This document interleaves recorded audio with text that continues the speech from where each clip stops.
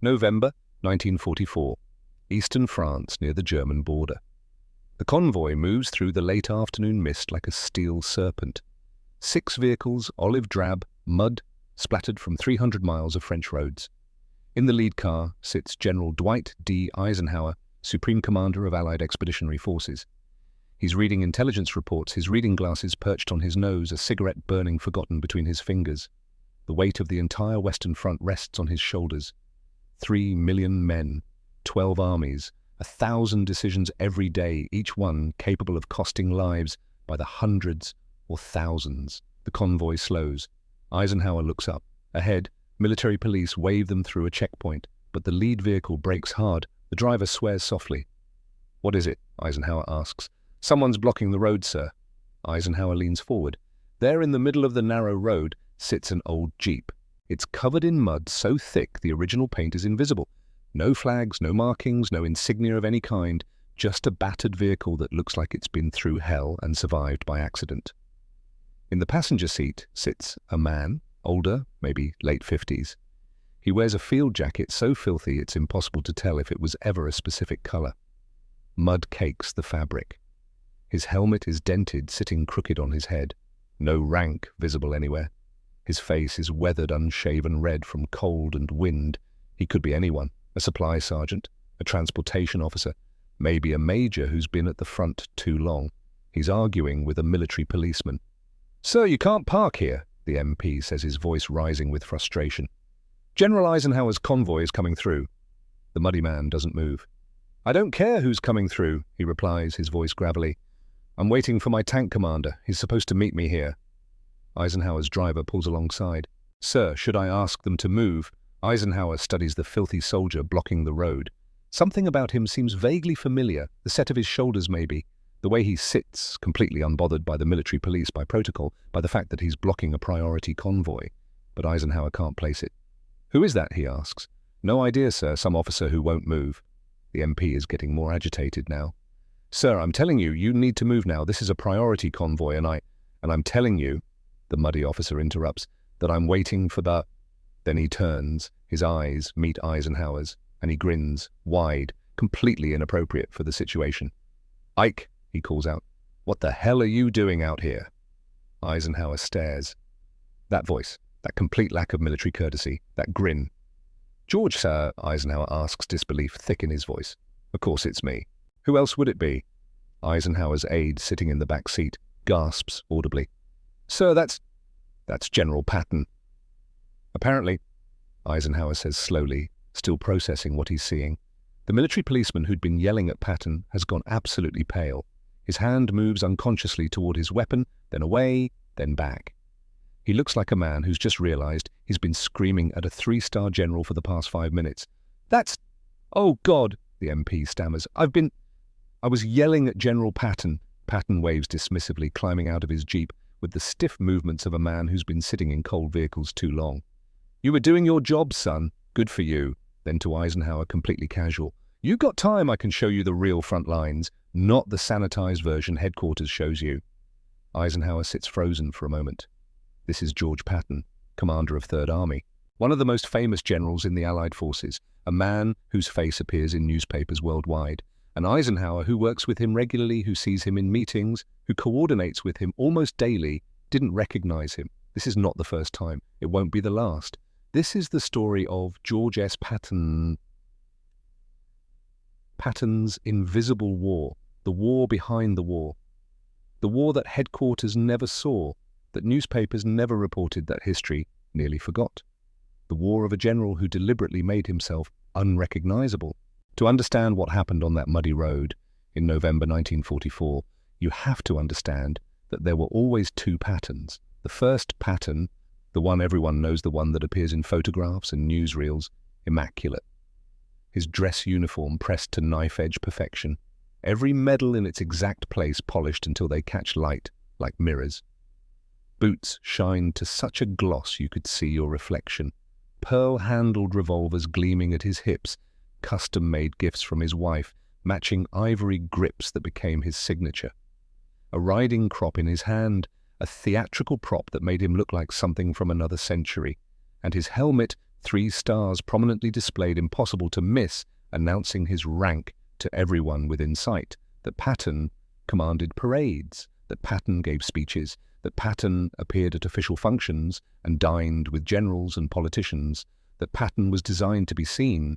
But there was another Patton, the one wearing a plain field jacket with no insignia of any kind, the one with a standard-issue helmet, usually dented from use, sometimes without a helmet at all, just a knit cap pulled low, combat boots covered in mud, never polished, worn until the leather cracked, no visible rank anywhere on his person, no medals, no identification, no riding crop, no pearl revolvers, nothing that said general, nothing that said important, nothing that said pay attention to me. That Patton walked front lines, that Patton slept in foxholes, that Patton talked to privates and sergeants and lieutenants who had no idea who he was, that Patton was designed to see. When I want soldiers to see me, he explained once to his staff, I dress like a general. When I want to see the front without getting shot, I dress like a supply sergeant. The logic was simple. Battlefield logic, survival logic. German snipers hunted for officers. They had specific orders, specific training, specific rewards for taking out high-value targets. An American general was the highest value target on any battlefield, and generals were easy to spot. Stars on helmets, better uniforms, insignia everywhere. They might as well paint targets on their backs. Wearing obvious rank markers at the front wasn't just dangerous, it was suicide. But Patton took it further than necessary. He didn't just remove his stars and insignia, he deliberately made himself look shabby, dirty, anonymous, like someone who'd been at the front too long and nobody cared about anymore. Why, one of his aides asked him that once, back in October, after Patton returned from yet another reconnaissance mission covered in mud that took 3 washings to remove. Sir, I understand not wearing rank insignia because of snipers, but why do you make yourself look so rough? Patton had smiled, that predator smile of his. Because when I look like everyone else, people tell me the truth. If they know I'm a general, they tell me what they think I want to hear. Reports get filtered, problems get hidden, everyone performs for the brass. But if they think I'm some random major doing reconnaissance, they tell me what's actually happening. He paused, considering his words. They complain, they tell me about supply problems, equipment failures, ammunition shortages. They tell me where the plan isn't working. They give me information I could never get from staff briefings or intelligence reports. That information, that unfiltered truth, is worth more than 1,000 polished reports from officers trying to make themselves look good.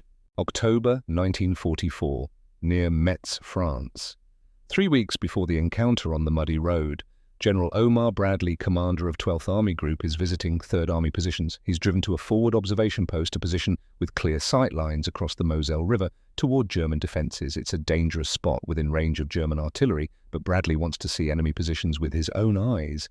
When he arrives, he finds several officers already there, studying the German lines through binoculars. One man stands apart from the others. He's not using binoculars, he's sketching. His field jacket is covered in dried mud. No rank visible. His focus is complete, total, the concentration of someone doing work that matters. The sketches are extraordinary. Detailed tactical maps showing German machine gun positions, artillery locations, probable command posts, even estimated troop strengths based on visible activity patterns. Bradley, assuming this is an intelligence officer doing excellent work, approaches. Good reconnaissance, he says. The man doesn't look up. Thanks, Brad, he replies absently, adding another notation to his sketch. Bradley freezes. That voice. He looks at the man properly now. The profile, the way he holds his pencil, the angle of his jaw, the slight hitch in his stance from an old riding injury. George, he says, his voice flat. What the hell are you doing here? Patton finally looks up. Same thing your boys are doing. Reconnaissance. Except I'm better at it. You're the 3rd Army commander. You shouldn't be at a forward observation post that's under German artillery range. How else am I supposed to know what the Germans are doing? Intelligence reports are 12 hours old. By the time they reach my desk, the Germans have moved. I need current information. You have staff officers for that? Patton turns back to his sketches. Staff officers tell me what they think I want to hear. I come up here and see the truth. Bradley studies the sketches more carefully. They're not just good. They're exceptional. Professional grade. The kind of detailed tactical intelligence that takes hours to compile, yet Patton has clearly been producing these regularly. You do this often? Every week? Sometimes more. If you get killed up here, then I died doing my job, Patton interrupts quietly. Better than dying behind a desk. After Bradley leaves, frustrated and grudgingly impressed in equal measure, an aide asks Patton, Sir, why didn't you tell General Bradley you were here before he arrived? because then he would have ordered me to leave before I finished my reconnaissance. This way I got my information, and he got his lecture. Everyone's happy. The aide doesn't point out that General Bradley did not look happy. The pattern has been established for months. Patton appears at the front unrecognized, gathering information that never makes it into official reports. War photographers covering Third Army operations receive standing orders from Patton's staff. When you see the general at the front, don't take pictures. One photographer new to the assignment asks why. The staff officer explains patiently, because if Germans see photographs of Patton at the front, they'll know what he looks like when he's conducting reconnaissance. Right now, their intelligence shows him in dress uniform with stars on his helmet. Their snipers are hunting for that Patton. We want to keep it that way. The photographer complies. The famous photographs of Patton, the ones that appear in newspapers and magazines, gleaming, helmet-perfect, uniform, pearl-handled revolvers, are all taken at headquarters or official events.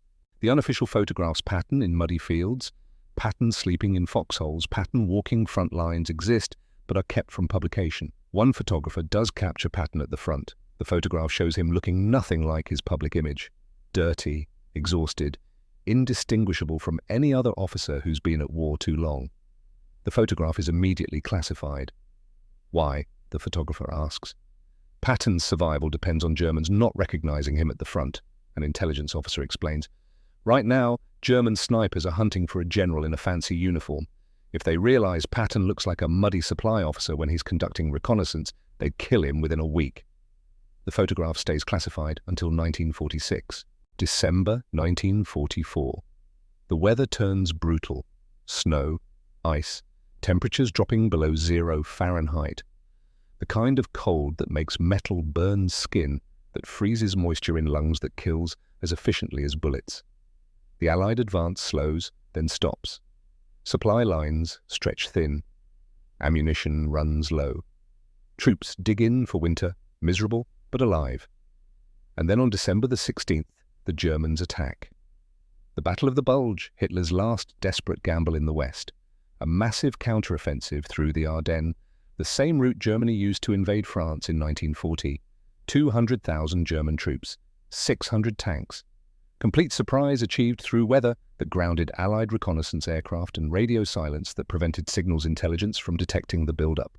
Allied lines shatter. Entire divisions are cut off. Chaos spreads through the American First Army. Communications break down. Nobody knows where the Germans are, how many there are, how far they've penetrated. Within 48 hours, the situation becomes critical.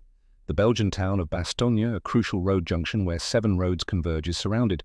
The 101st Airborne Division is trapped there, cut off, outnumbered 3-1, running low on ammunition and medical supplies. If Bastogne falls, the German breakthrough succeeds. If Bastogne falls, the entire Allied position in the Ardennes collapses. If Bastogne falls, the war in Europe extends by months, maybe years.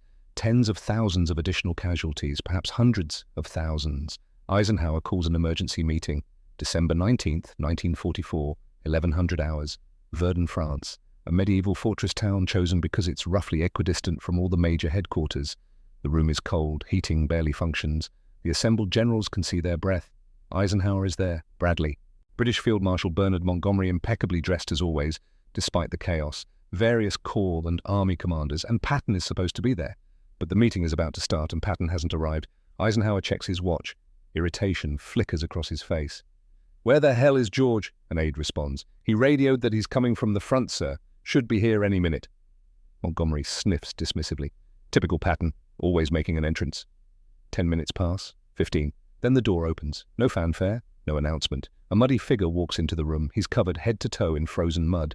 His uniform is unidentifiable under the grime. His face is red from cold, wind-burned, unshaven. He has no escort, no aide, nothing to indicate rank or importance.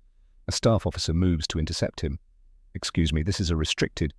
"Let him through," Eisenhower says tiredly. He recognizes that walk now, has learned to recognize it. The slight hitch in the left leg from an old riding accident. The way the shoulders stay level despite the uneven stride. "That's Patton," Montgomery stares. "That cannot possibly be Patton." "It is," Bradley confirms quietly. "That's how he always looks coming from the front." Patton crosses to the map table, trailing frozen mud across the floor.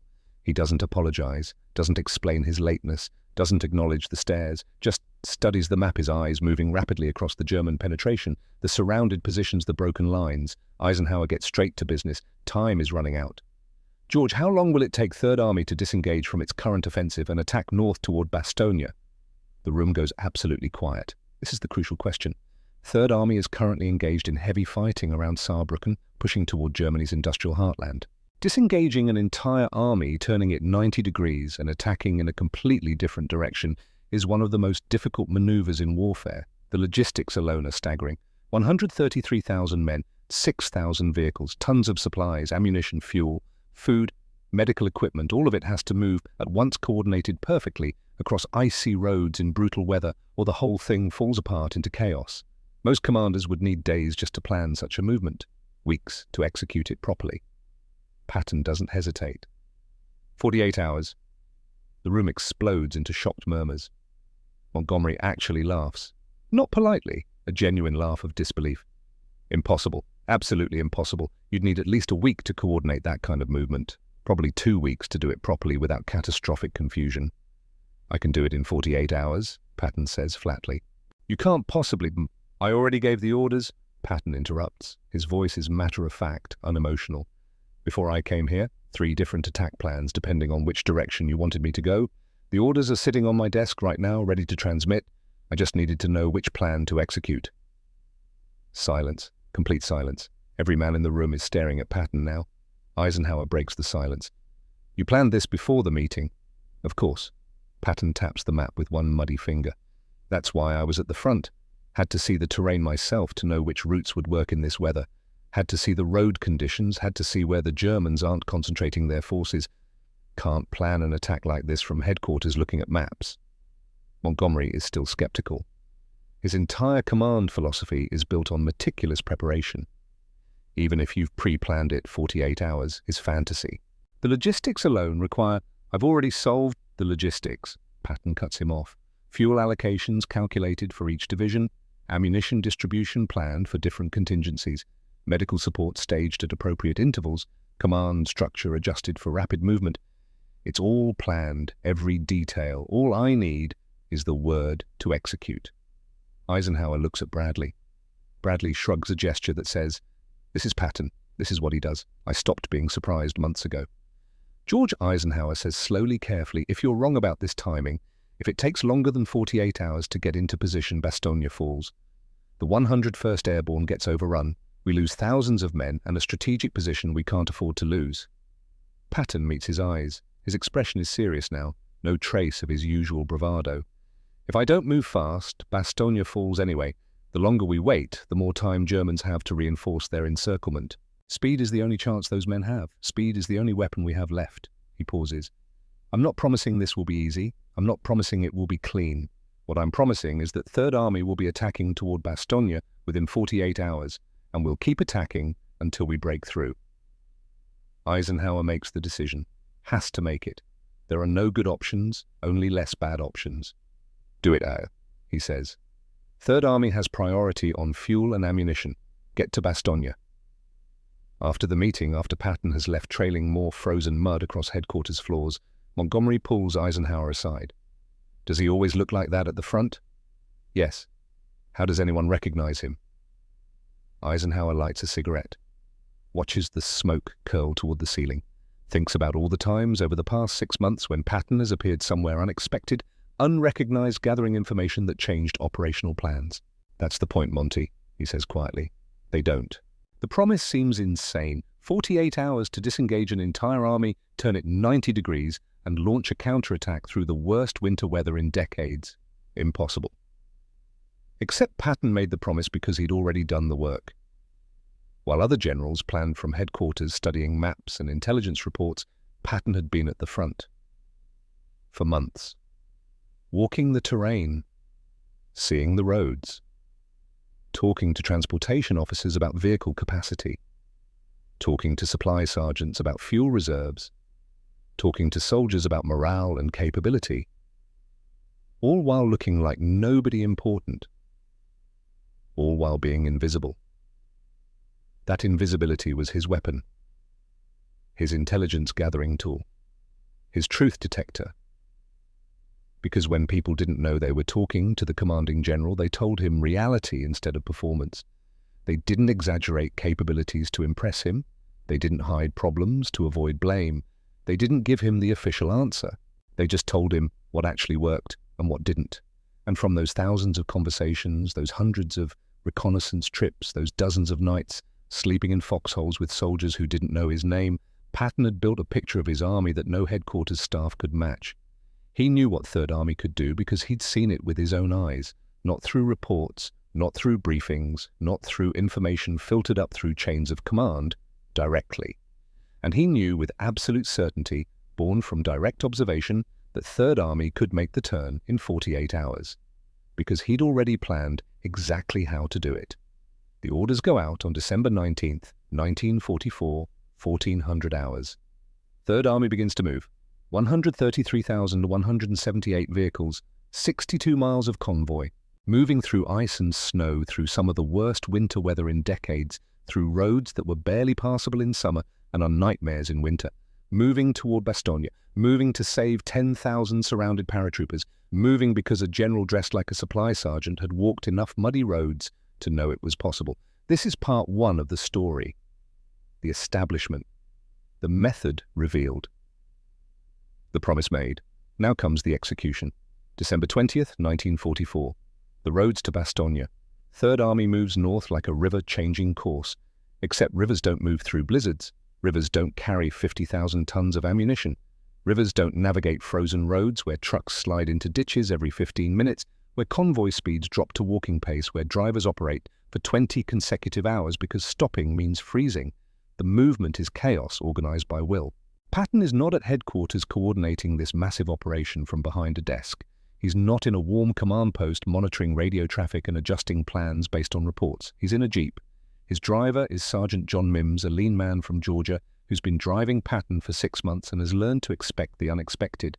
They're driving the same roads Third Army is using, wearing the same anonymous field jackets, looking like just another jeep in a convoy of thousands. Mims has learned not to be surprised when Patton orders him to stop so the general can talk to a driver whose truck has slid off the road, or a traffic control officer trying to unsnarl a jam where two convoys have collided at an intersection. Nobody recognizes Patton in these moments. Nobody salutes. Nobody performs. They just tell him what's working and what isn't. Near a Belgian village whose name neither Patton nor Mims knows, they find a supply depot in chaos. Not unusual. Every supply depot is chaos right now. The entire logistical apparatus of Third Army is pivoting 90 degrees while simultaneously moving forward. It's like trying to reorganize a library while the building is on fire. Trucks everywhere, crates stacked without apparent logic, soldiers running between vehicles trying to match units with supplies, trying to get ammunition forward before units run dry in the middle of combat.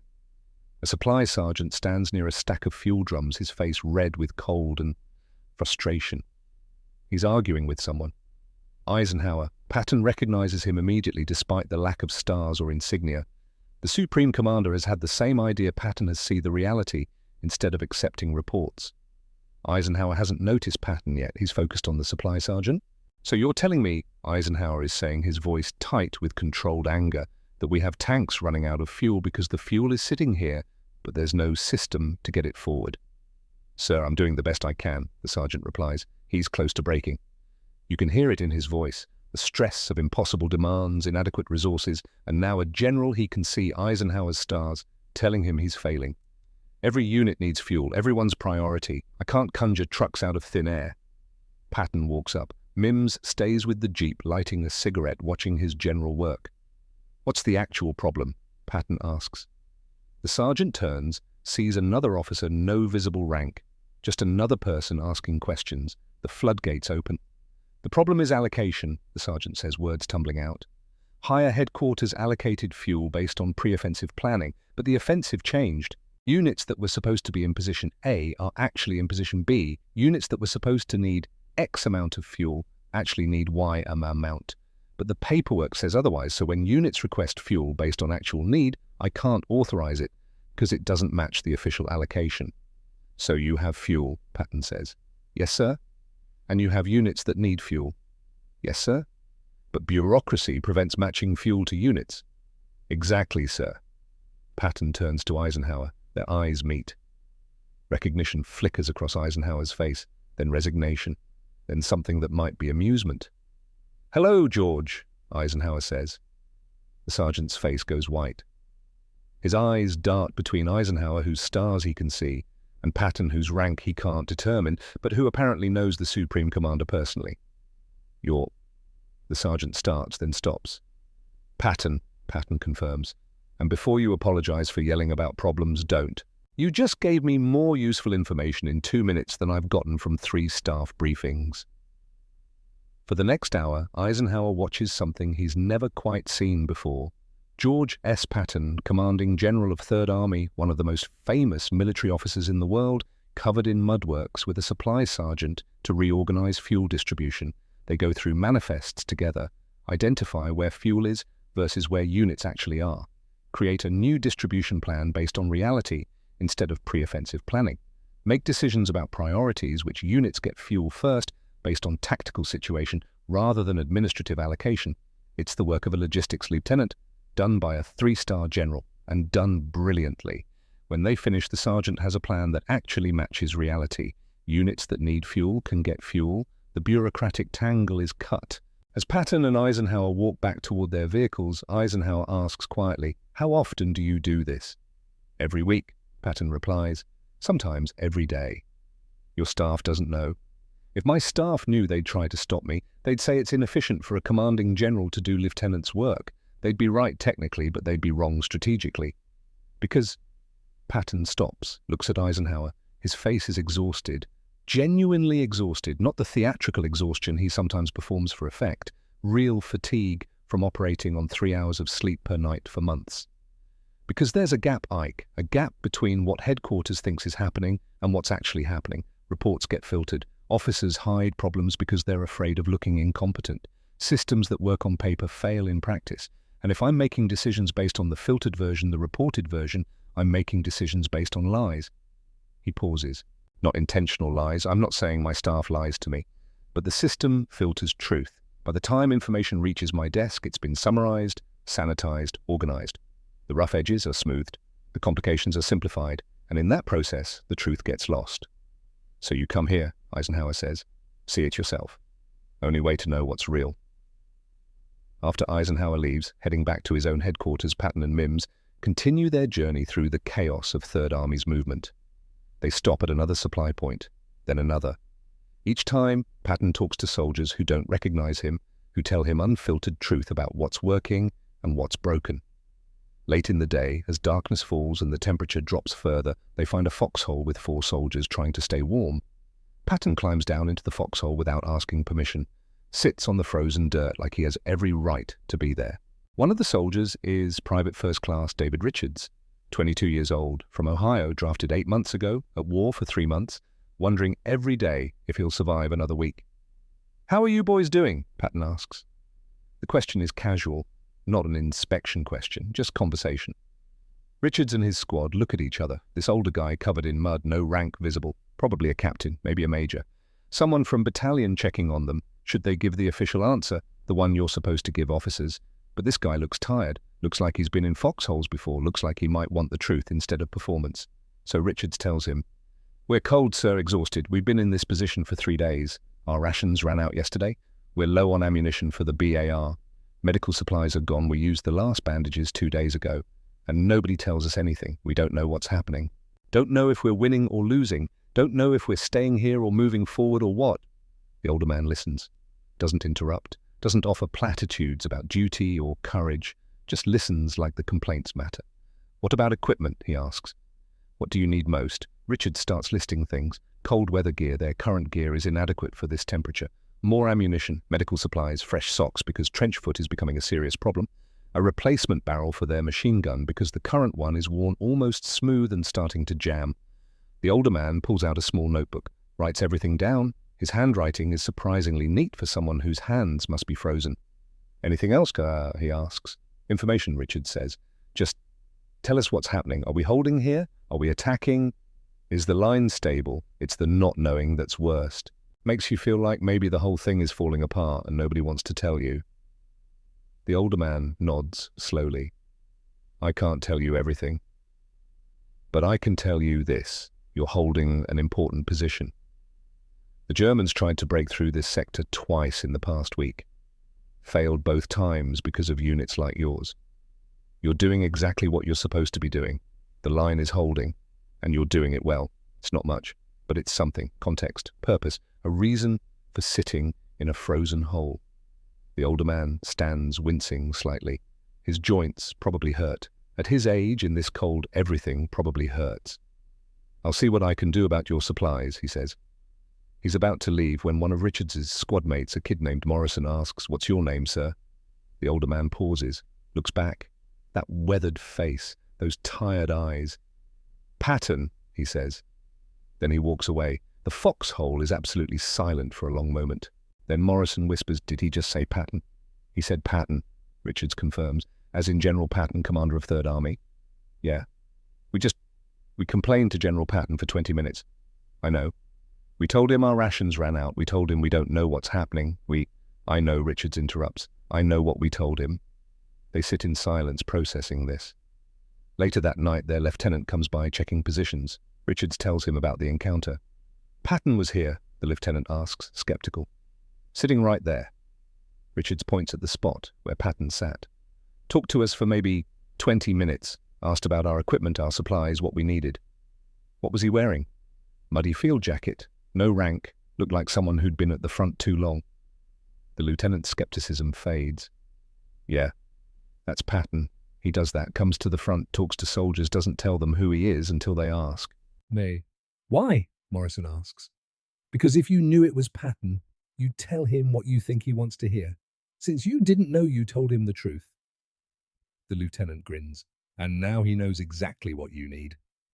The next day, everything Richards asked for arrives. Ammunition, cold weather gear, medical supplies, fresh socks, a replacement barrel for the machine gun. Everything delivered within 24 hours of a conversation with a muddy officer in a foxhole. Richards writes home that night. "Dear Mum, something happened yesterday that I'm still trying to understand. We were in our foxhole freezing, complaining about everything like soldiers do. An older guy climbed down, started asking questions. We didn't recognize him. He looked like any other officer who'd been at the front too long. So we told him the truth, complained about the cold, about rations, about not knowing what's happening. He listened, wrote things down." Then when he was leaving, someone asked his name. He said Patton. "Mum, we'd been complaining to General Patton for 20 minutes and didn't know it. Today, everything we asked for arrived. He remembered every detail. He actually fixed our problems. Now I understand why guys in 3rd Army would follow him anywhere. He doesn't just command from headquarters, he comes to us, lives with us, sees what we see. If Patton can sleep in foxholes at age 59, I can do it at 22. Your son, David." The letter is one of dozens found in archives after the war. Soldiers who encountered Patton at the front, who didn't recognize him, who told him their problems, who were shocked to learn who he was, and who consistently report that their problems were fixed within days. Not weeks, not months, days. But there is a cost to this method. Late December 1944, Patton's headquarters. Wherever they've established it this week, headquarters moves frequently to stay near the fighting. Night. Most of the staff has gone to whatever counts as sleep in wartime. The operations room is quiet except for occasional radio check-ins and the distant rumble of artillery. Patton sits alone at a desk, reading letters, not intelligence reports, not operational orders, not any of the hundreds of documents that demand his attention. Letters from families, mothers asking what happened to their sons, wives asking if their husbands suffered, fathers asking if their boys died for something that mattered. Patton reads every letter, personally, refuses to delegate the task. Some commanders don't read these letters at all. Too painful, too personal, too much weight to carry. But Patton reads them, forces himself to, because these men died following his orders. Following his aggressive tactics, his relentless pushing forward, his refusal to slow down, even when slowing down might have saved some of them, the least he can do is acknowledge that they existed, that they mattered. His diary is open next to the letters. An entry from tonight. "Did I see enough? Did I know enough? If I'd been there in that specific foxhole, talked to that specific squad, would Private Anderson still be alive? Did he die because I missed something or because war is random and cruel and kills without reason?" The questions have no answers. Another entry from last week. "Went to the front today, walked 5 miles of positions, talked to maybe 70 soldiers, found 8 problems headquarters didn't know about, fixed 6 immediately. The other 2 will take time. But how many problems did I miss? How many soldiers are dealing with issues I didn't see, didn't hear about, didn't fix?" The cost isn't just physical, though the physical cost is real and mounting. Patton is 59 years old, an age when most men think about retirement. He's sleeping in foxholes, walking front lines in weather that kills, operating on 3 or 4 hours of sleep per night, breathing frozen air that makes his lungs burn, driving through blizzards, standing in artillery range because that's where the soldiers are. His body is failing slowly, joint pain, persistent cough from the cold, exhaustion so deep that sometimes he falls asleep sitting up.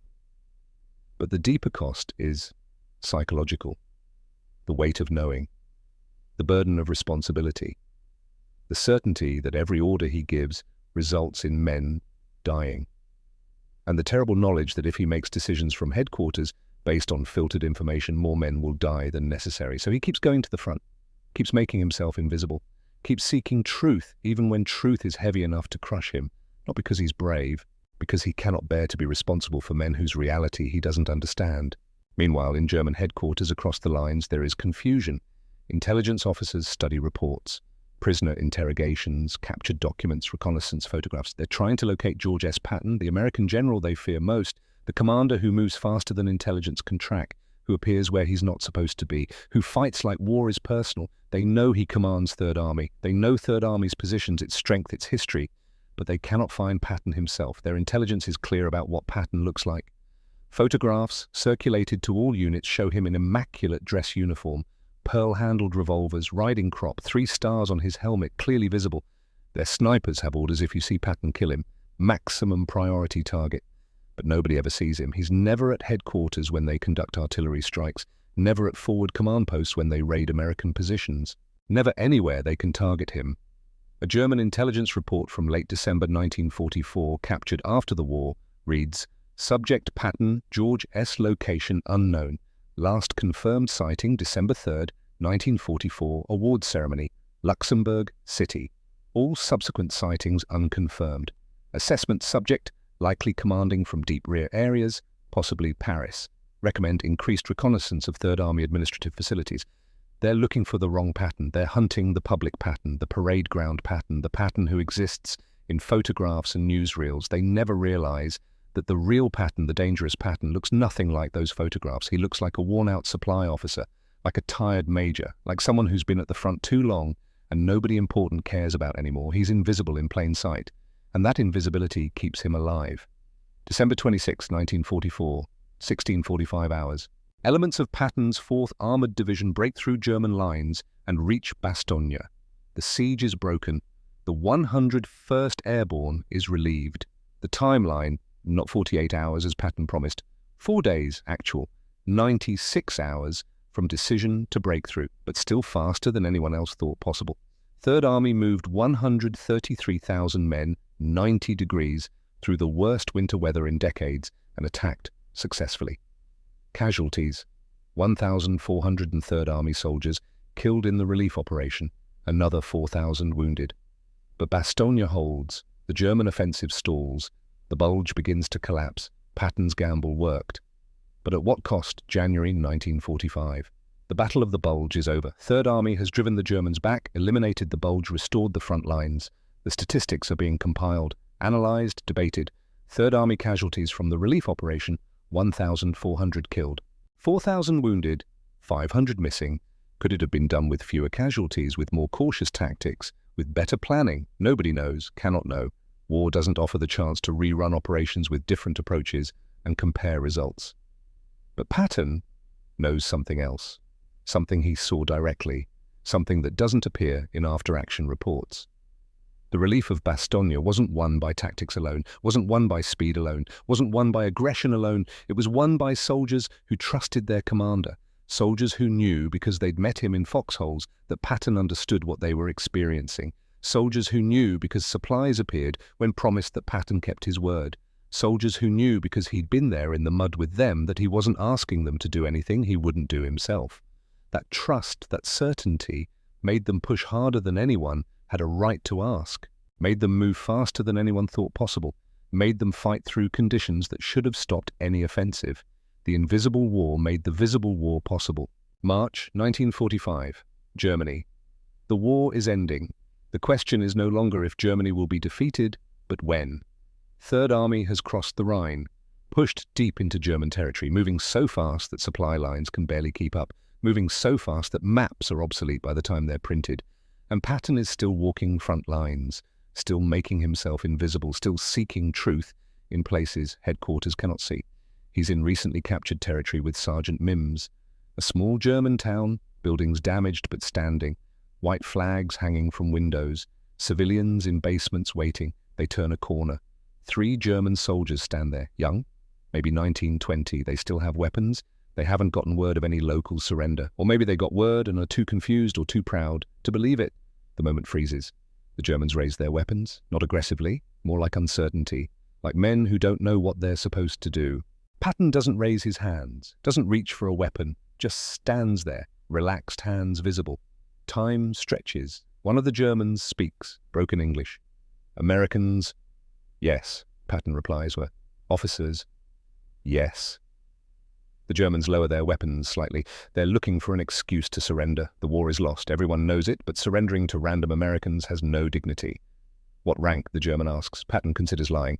Could say he's a major, a colonel. Give these boys a face-saving reason to lay down their weapons. But lying isn't his way. Never has been. General, he says. Third Army. The Germans' eyes widen.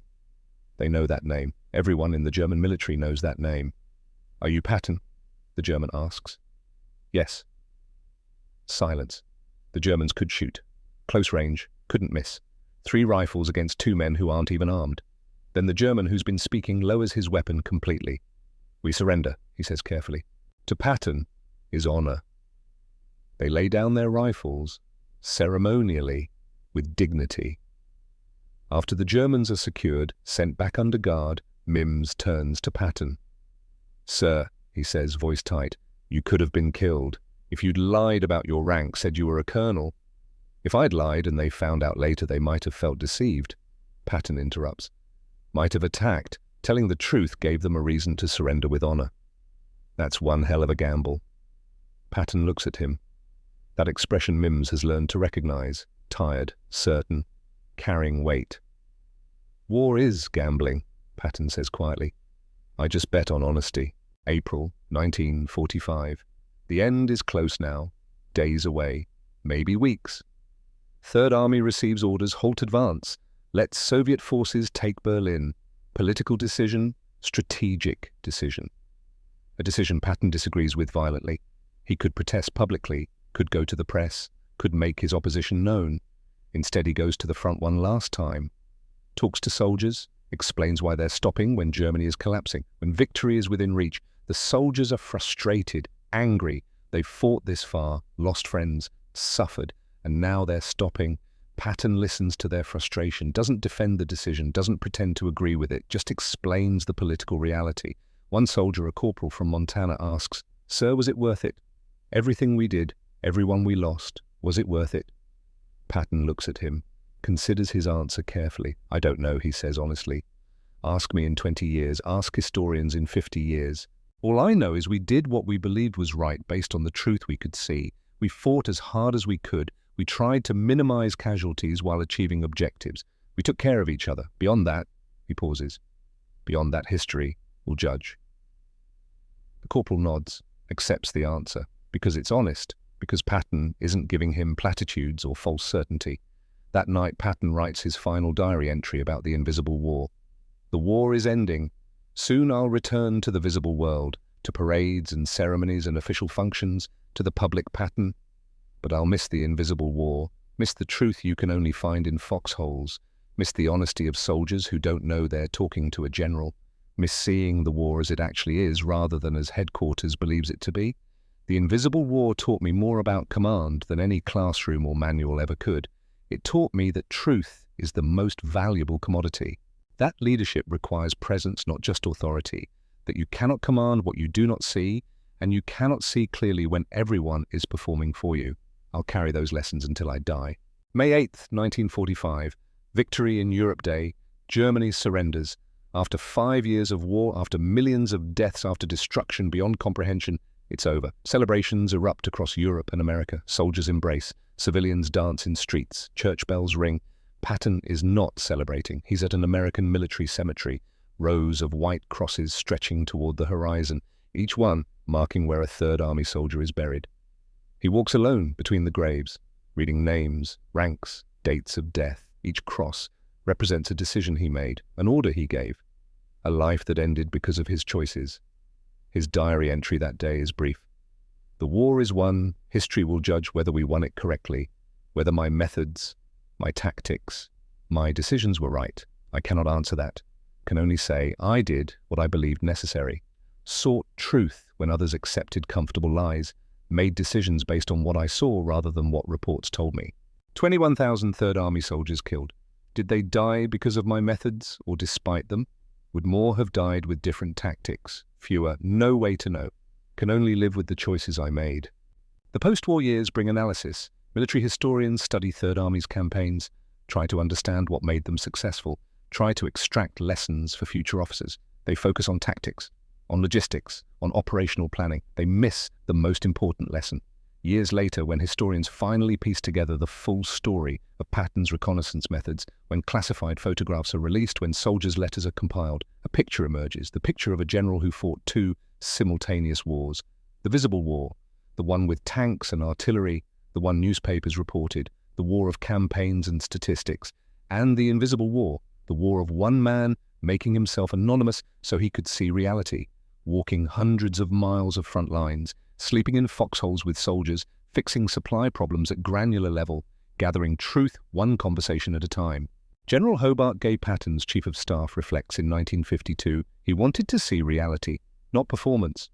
When soldiers knew a general was watching, they cleaned up, hid problems, presented the best version. But when Patton looked like everyone else, they told him what was actually happening. Equipment failures they hadn't reported, supply shortages they were improvising around, morale problems they were handling quietly. He saw all of it, and because he saw it, he could fix it before it became catastrophic. Colonel Oscar Koch, intelligence officer, offers his perspective. Patton gathered intelligence no staff officer could provide. He knew terrain from walking it. He knew weather effects from experiencing them. He knew road conditions from driving them. He knew what German positions looked like from ground level. That intelligence gave Third Army consistent advantages. We moved faster because Patton knew where we could move. We attacked successfully because Patton knew where Germans weren't. His personal reconnaissance was worth divisions. Sergeant John Mims, Patton's driver, keeps his testimony simple. He cared about the soldiers, really cared, not for show. He wanted to know what they were experiencing, what they needed, what problems they faced, and he couldn't learn that from headquarters. Had to be there, had to see it himself. Had to talk to them when they didn't know who he was. Mims pauses, remembering. Was it worth the risk? I think so, because the alternative was commanding an army he didn't really understand, making decisions based on incomplete information. How many more men would have died from those bad decisions? The final accounting is complex. Third Army, total casualties, 281,000, 21,000 killed, 99,000 wounded, 16,000 missing, 145,000 non-battle casualties. Each number represents families destroyed, futures erased, prices paid. But comparison numbers matter too. Third Army advanced further faster and engaged more enemy forces than any other Allied army in Europe. 600 miles in 11 months, 1.3 million enemy soldiers engaged, 137,000 enemy killed, 400,000 captured, the mathematics of war written in blood. Patton's answer from a letter written months before his death: war is mathematics written in blood. Every decision trades lives for objectives. Move fast, accept tactical casualties, save strategic time. Move slow, reduce tactical casualties, pay strategic costs. There is no perfect answer, only choices about which price to pay. I chose speed, chose aggression, chose to keep moving. Did that cost lives? Yes. Would the alternative have cost fewer? I'll never know. Can only know I made decisions based on the best information available, and I made sure that information was truth, not filtered reports, but direct observation. He continues, the soldiers who served under me knew I was with them, not in theory, actually with them, in foxholes, at supply depots, on reconnaissance. They knew because they saw me there, even if they didn't recognize me. That knowledge created trust, and trust in war is worth divisions. A museum display years after the war. 2 uniforms hanging side by side. Both belong to George S. Patton, both worn during World War II, The first immaculate dress uniform, every medal in place, gleaming buttons, pearl-handled revolvers, three-star helmet polished until it shines. The second field jacket, muddy, worn, no insignia, standard helmet dented stars scraped off, combat boots with cracked leather, both authentic, both real. Together, they tell the complete story. A museum visitor, a young officer studying military history, examines the display. His instructor asks, which one is the real Patton? The young officer thinks carefully. This one, he points to the parade uniform, was designed to be remembered. Then he points to the muddy field jacket. But this one was designed to win. The instructor nods. Both were real. Both were necessary. Leadership requires both. The young officer stares at the muddy uniform, studies it, tries to imagine what it was like to be a three-star general who deliberately made himself look like nobody. "Sir, that is Patton," he says quietly, not quite realizing he's repeating the famous phrase. The phrase that defined a command style. The phrase that echoed through Third Army whenever someone finally recognized the muddy officer they'd been talking to. The phrase that captured a profound truth about leadership. The lesson, if there is one, transcends military tactics. It's about leadership in any context where decisions are made at a distance from consequences. About the gap between plans and reality. About the filters that exist in hierarchical organizations. About the performance that occurs when people know authority is watching. About the truth that only emerges when authority makes itself invisible. Patton's method cannot be exactly replicated, cannot be reduced to a checklist, but the principle remains. If you want to know the truth about any organization, any operation, any system, you must see it as it actually is, not as reports claim it is. You must talk to people when they don't know you're important. You must be willing to be unrecognized, anonymous, invisible. You must live in the gap between what you're told and what actually is. That's uncomfortable, inefficient, risky. But it's the only way to see clearly. And clear sight, Patton believed until his last day, is the foundation of every good decision.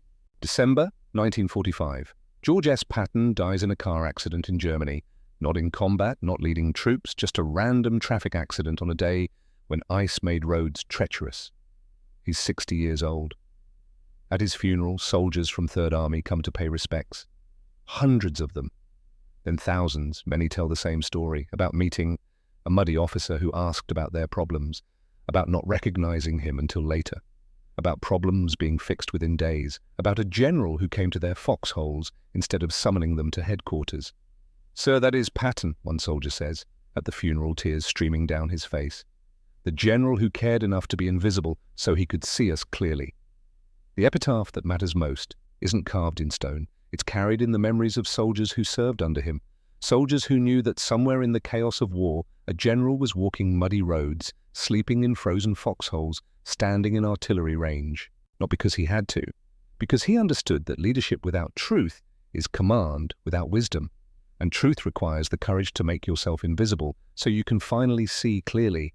This is the complete story, the story of the General Eisenhower couldn't recognize, the story of the invisible war that made the visible war possible, the story of George S. Patton, who understood that you cannot command what you do not see, and you cannot see clearly when everyone is performing for you, who understood that leadership isn't about being recognized, it's about recognizing truth, and truth requires presence, honesty, humility, the willingness to climb down into foxholes and ask soldiers what they need, the wisdom to look like nobody so people tell you everything, the courage to seek reality instead of accepting comfortable lies.